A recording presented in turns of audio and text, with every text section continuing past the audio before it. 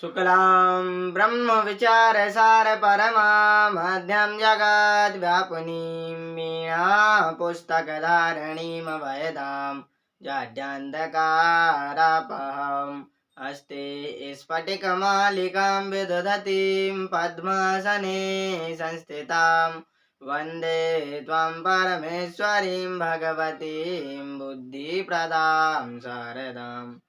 श्री सरस्वती मैया की जय, श्री जानकी मैया की जय। नमस्कार प्रिय दर्शकों, उपस्थित हूँ मैं आज आपके सामने ज्योतिष में एक नए विषय को लेकर। आज हम चर्चा करेंगे कुंडली में विकलांग योग पर, यानी कि ग्रहों की कुंडली में कैसी स्थिति हो जिसके कारण जातक विकलांग हो जाता है। तो आज हम इस पर चर्चा करेंगे। तो देखिए, आप मेरे वीडियो को लाइक करें, मेरे वीडियो को देखें, मेरे चैनल को सब्सक्राइब करें, बेल आइकन प्रेस करें और आल का बटन दबाएं, ताकि जब भी मैं कोई नया वीडियो अपलोड करूं तो तुरंत आपको उसकी सूचना प्राप्त हो सके। तो चलिए चलते हैं अपने विषय की ओर और आज हम चर्चा करेंगे विकलांग योग पर। विकलांग योग पर चर्चा करते हैं। तो देखिए, हम यहाँ पर एक चार्ट बना लेते हैं, यानी कि एक कुंडली बना लेते हैं।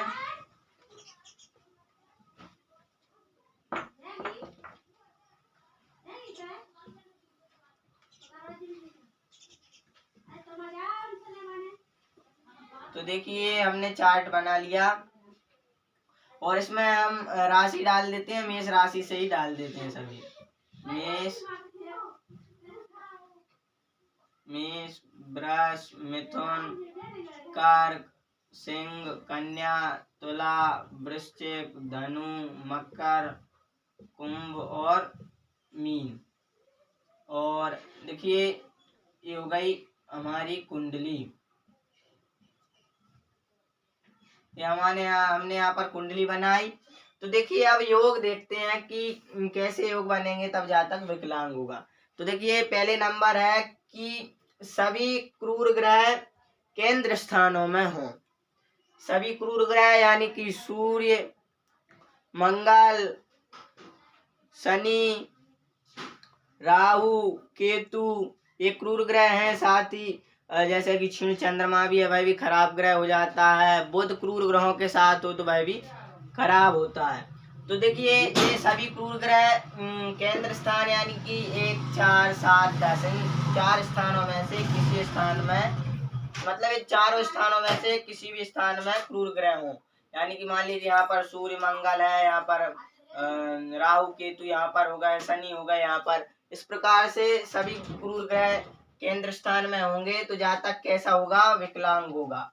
अथवा दूसरे नंबर का योग है, अथवा सूर्य चंद्रमा केंद्र में हो, यानी कि सूर्य भी केंद्र में हो और चंद्रमा भी केंद्र में हो। इन चारों स्थानों में से कहीं पर सूर्य हो और इन्हीं चारों स्थानों में से कहीं पर चंद्रमा हो, तो दोनों ही केंद्र में होंगे तब भी क्या योग बनेगा? कि जातक विकलांग होगा।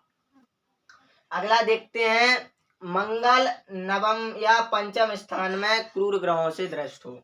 देखिए, 5वां स्थान ये है और 9वां स्थान ये है।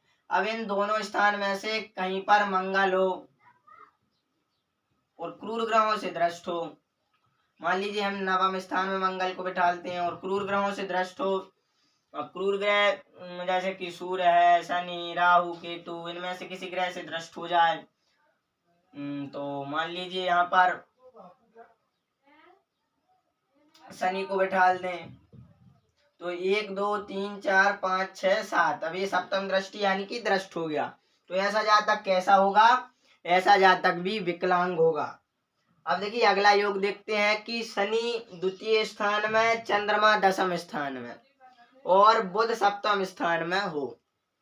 तो देखिए, शनि द्वितीय स्थान में, शनि यहाँ पर हो, शनि द्वितीय स्थान में, चंद्रमा 10वें स्थान में, 10वें स्थान में चंद्रमा और 7वें स्थान में बुध। 10वें स्थान में चंद्रमा और 7वें स्थान में बुध, ये तीनों ग्रह इस प्रकार से हों तो ऐसा जातक भी विकलांग होगा। अब देखिए अगला योग देखते हैं कि चंद्र शुक्र व शनि नीच राशि में हो। चंद्र शुक्र व शनि तीनों नीच राशि में हो। तो देखिए अब देखते हैं चंद्रमा किस राशि में नीच का होता है। ये तो आप पहले भी मेरे पहले की वीडियो में भी देख चुके होंगे, सभी ग्रह कौन ग्रह किस राशि में नीच होता है और किस राशि में उच्च होता है।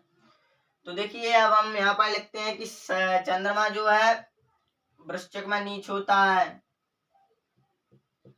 चंद्र शुक्र व शनि तीनों ग्रह नीच राशियों में, शुक्र कन्या में नीच होता है और शनि मेष में नीच होता है।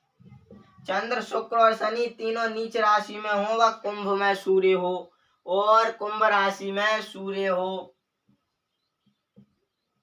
देखिए चंद्रमा वृश्चिक में नीच का, शुक्र कन्या में नीच का, शनि मेष में नीच का और सूर्य क्या कुंभ राशि में हो। तो इस प्रकार से जब स्थिति बनेगी, इस प्रकार से ग्रह होंगे ये चारों, तो ऐसा जातक भी विकलांग होगा।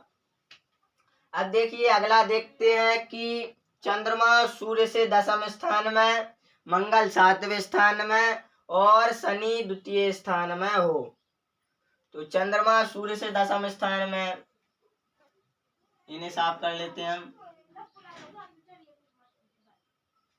चंद्रमा सूर्य से दशम स्थान में, तो मान लीजिए सूर्य यहीं पर है कुंभ राशि में, तो इससे दशम स्थान में चंद्रमा को रखते हैं। तो यहाँ पर आ जाएगा चंद्रमा 1 2 3 4 5 6 7 8 9 10 और शनि द्वितीय स्थान में, शनि यहाँ पर आ जाएगा, शनि द्वितीय स्थान में और मंगल सातवें स्थान में हो। तो मंगल सप्तम स्थान में, यानी कि पंचम स्थान में मंगल आ जाएगा, मंगल सप्तम स्थान में। तो ये और शनि, ये तीनों ग्रह इस प्रकार से हों, सूर्य से चंद्रमा दशम स्थान में, शनि द्वितीय स्थान में और मंगल पंचम स्थान में। इस प्रकार से जब ग्रहों की स्थिति बनेगी तो ऐसा जातक भी कैसा होगा, विकलांग होगा, ऐसा जातक भी विकलांग होगा। तो देखिए अब अगला देखते हैं, इनको हम साफ कर लेते हैं और अगला योग देखते हैं हम।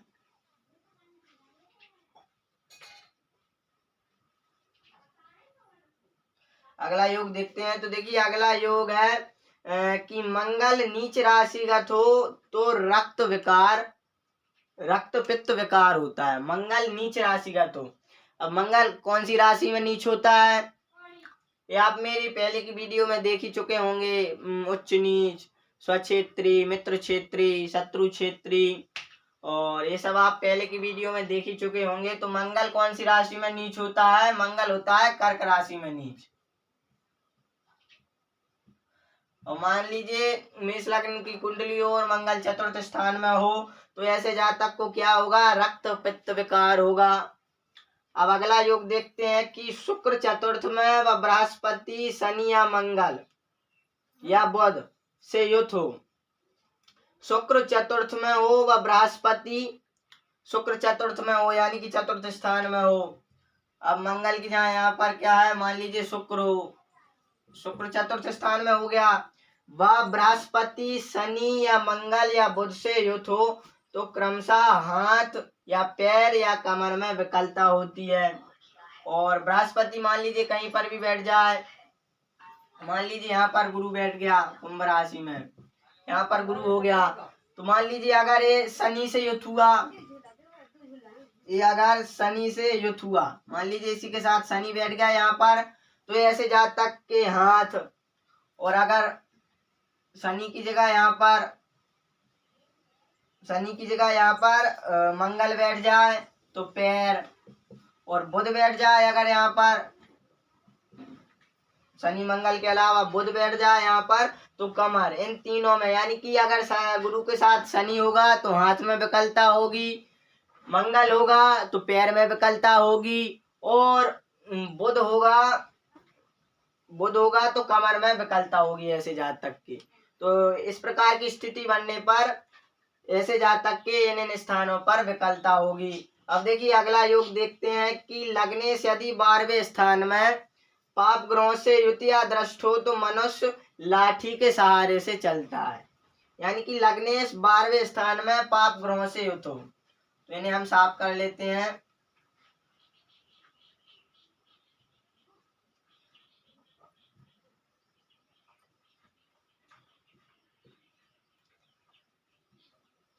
लग्नेश 12वें स्थान में पाप ग्रहों से युक्त हो।